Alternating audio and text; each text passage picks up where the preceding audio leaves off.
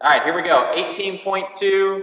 We've got 12 minutes on the clock, 1 all the way up to 10 dumbbell squats and bar-facing burpees. And then presuming that you finish that, you have the remainder of that 12-minute clock to do a 1 rep max clean.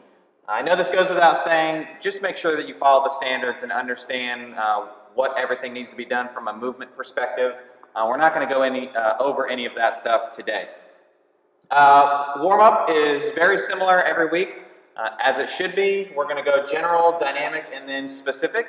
Because this is going to be a relatively short workout for a good amount of folks, you want to think short workout, very long warm-up. So general just means get really warm. If you're down in the south like we are, that's not going to be too big of an issue because everything is always warm all the time. But just make sure you spend some time on the rower, the bike, the ski erg, things like that, that you're getting nice and warm. Dynamic, what you want to think about again here is taking your joints through a full range of motion, especially for this one.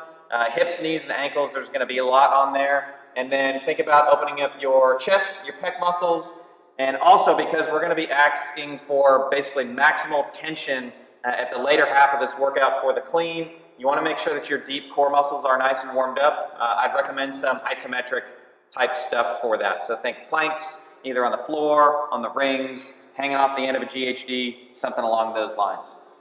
For the specific warm-up, we've got a couple of different things that we've run a bunch of our athletes through.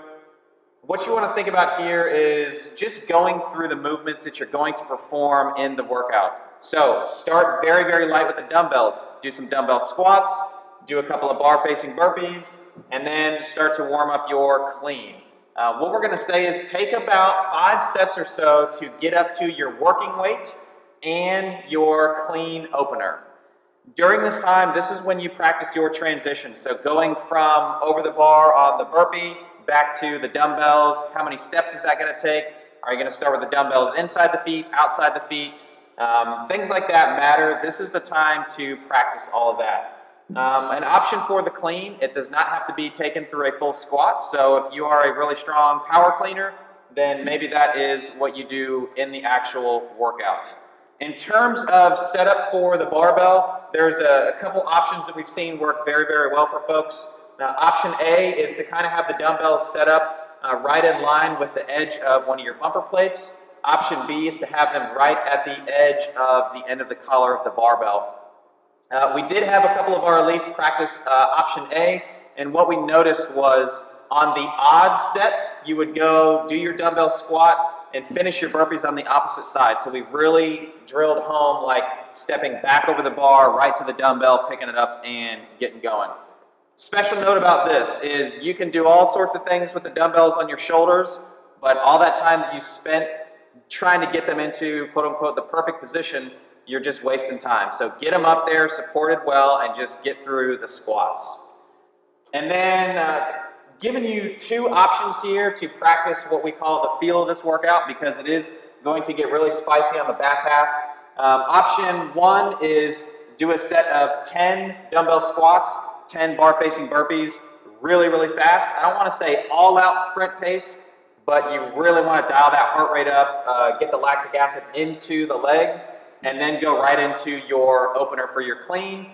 Wait however long you're planning to wait, and then add some more weight and do your second lift after that.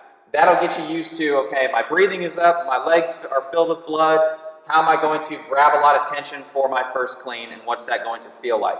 Option B is set up your opener, get onto the assault bike, 45 seconds all out on that, walk right over to your barbell, do a clean, and see how that feels. We actually had a workout earlier this week that was almost written exactly like this from a stimulus perspective. And I can say that having the legs filled with blood does make the barbell feel much heavier. So again, here you're going to go 45 seconds all out, plus after that, go right into your opener, rest a little bit, and then do 1 more lift after that. So you're getting your first 2 lifts kind of under your belt to know what that's going to feel like. Just some general notes here. Olympic weightlifting shoes, I would definitely plan on wearing those. If you have the old school first generation Reebok lifters, you could probably wear that for the entirety of the workout. If you have anything else, Nikes, the Adidas, the new Reebok Legacy lifters, I'd probably leave those off to the side. As soon as you finish your 10th and final burpee, use that rest time to change into your lifting shoes. Belt, yes. Knee sleeves if you need them. Knee wraps, wrist wraps if you need those. Just have a plan for this, guys, if you are going to use this stuff.